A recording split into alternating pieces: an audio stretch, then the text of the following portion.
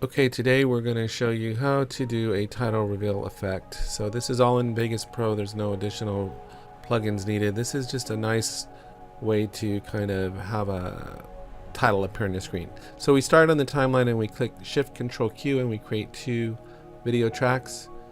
And then we go into Media Generator and we go to Legacy Text and we drag that to the top track.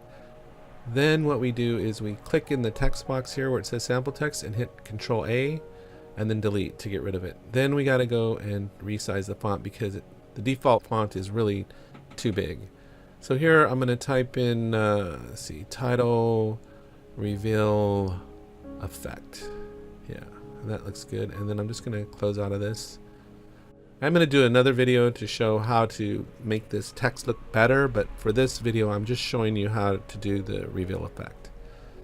So then once we're done with that, we're going to go into back into a project media and we're going to drag a background on there because it looks kind of bleak and stark without it. Now we trim it to the same size. Now if we have pillar boxing and it doesn't match, we can go into event pan crop. I can see the cursor's in the first position here, but that's the button you'd press to put it there. And usually I like sync cursor press, so I usually press that and then I'll press that button to get it back to the first position. So make sure your cursor is in the first position. Then you just come up to preset, go 16 by 9, and it fills the screen and it'll stay full for the length of the clip. So that's a quick little nice little feature to have.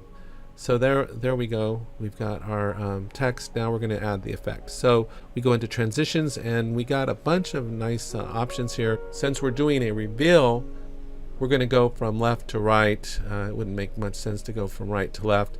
And then you got a couple choices here. You've got soft edge and you've got hard edge.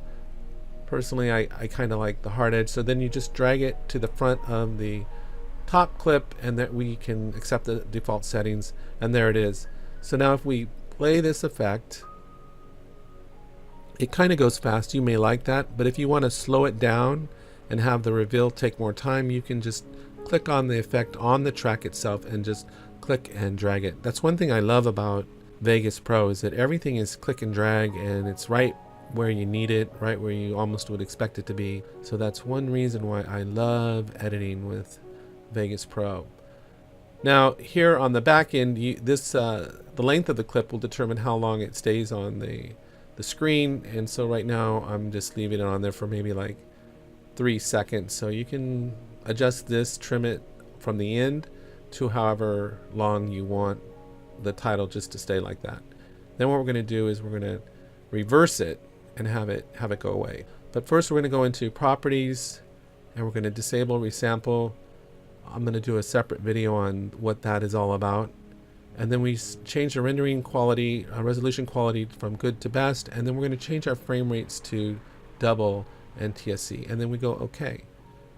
Next, what we're going to do is we're going to draw a loop over the clip, and we're going to render this out in what's called a AVC MXF file. So we go to Sony XAVC, and we want to pick the same frame rate that we had, so it was 59, and it's XAVC Intra, which is a very good high quality codec, and we want to give it a name. So these MXF files are not for viewing, they're only for editing and rendering. So let's see how fast this thing renders. Magix took over the company from Sony Creative Software, and they've been doing some nice upgrades, and one of the upgrades is it has GPU acceleration, so I have noticed an improvement in rendering quality, rendering times as well.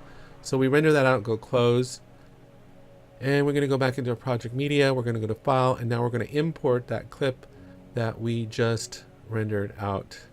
And of course this is like that old game Goosey Goosey Gander, where did I save it to? Does anybody remember that? So there's the clip that we just did, and we're going to scoot over here and we're going to drag that to the timeline. Now here's where a common mistake I make a lot of times is I bring an audio file along with me, and I don't really want an audio file. All I want is the video file. So here's a trick. Let's delete that. If you right click on the clip and then drag it down, it'll give you the option of just doing video only, and that's really what I want. I just want the video. I don't need an extra audio track on there. So now I'm going to copy this and I'm going to paste it. And now I've got two clips the same, identical. Now on this clip, the second clip, I'm going to right click and then I'm going to choose reverse. Now if I play the whole thing,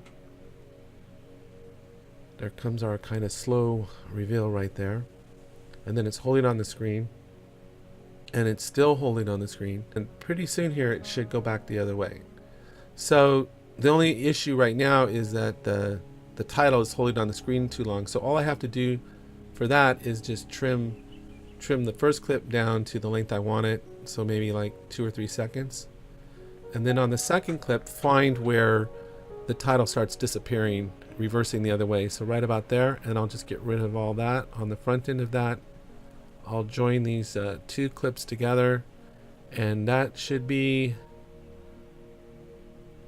good. And of course, you know, you can adjust and trim these any way you want. You can slow them down, speed them up just by doing the time stretch on them.